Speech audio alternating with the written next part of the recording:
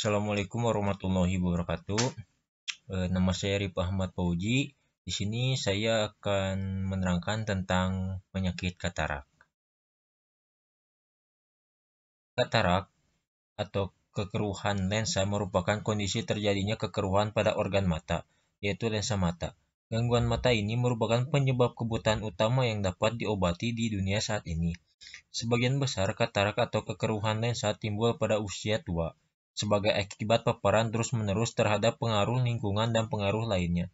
Beberapa hal yang dapat mempengaruhi adalah merokok, radiasi sinar ultraviolet, dan peningkatan kadar gula darah. Katarak yang tersering terjadi pada orang yang berusia tua disebut sebagai kekeruhan lensa atau katarak sinilis.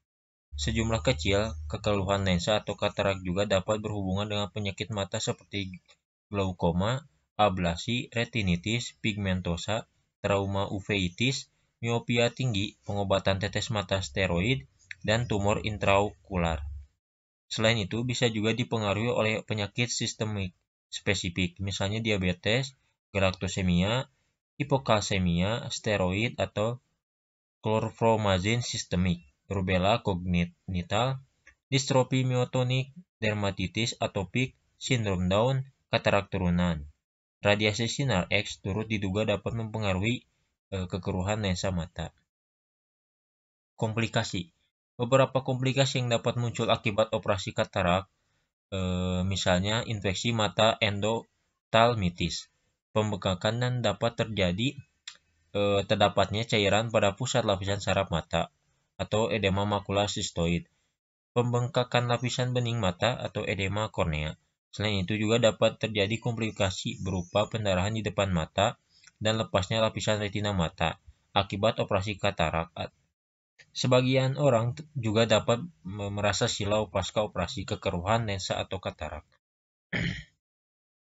Diagnosis katarak. Penentuan diagnosis katarak atau kekeruhan lensa dilakukan lewat serangkaian wawancara dan pemeriksaan fisik. Pemeriksaan fisik yang dilakukan berupa pemeriksaan lapang pandang, seperti misalnya dengan melihat huruf pada jarak 6 meter, yang biasanya diberikan hasil terdapatnya penurunan ketajaman penglihatan. Selain itu, terdapat pemeriksaan dengan menggunakan senter yang diarahkan pada samping mata, yang akan memperlihatkan kekeruhan pada lensa mata yang berbentuk seperti bulan sabit.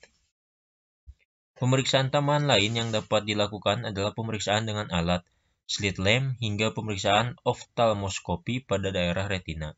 Hal ini dilakukan bila dicurigai adanya kelainan tambahan di berbagai organ lain dalam mata. Gejala katarak.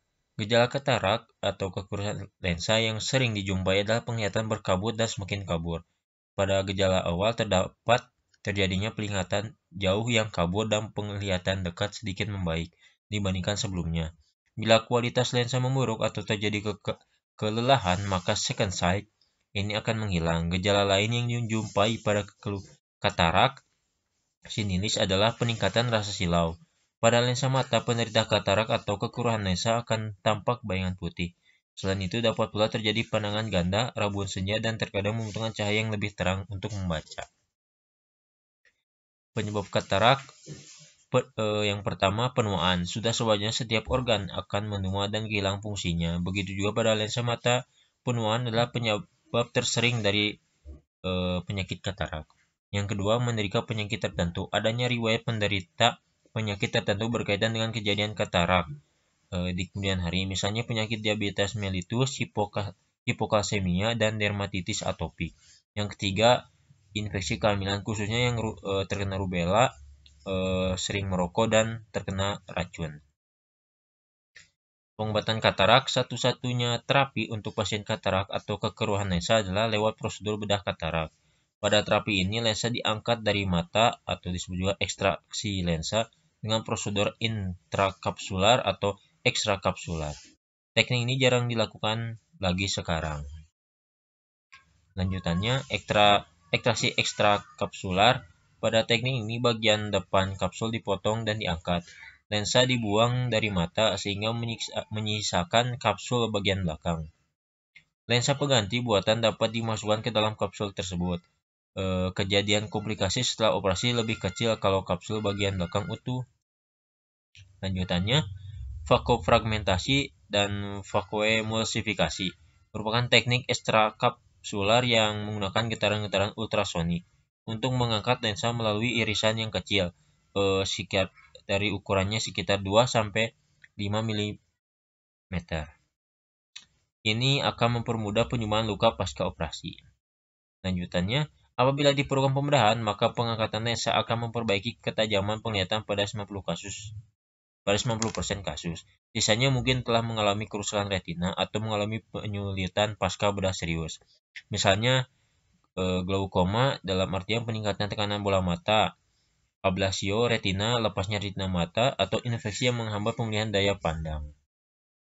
Ini contoh mata katarak, kita lihat dari lensanya sudah memutih dan retinanya pun sudah kelihatan tidak dapat bisa menerima cahaya. Terima kasih atas perhatiannya. Semoga ilmu yang saya sampaikan dapat berguna di kemudian hari. Wassalamualaikum warahmatullahi wabarakatuh.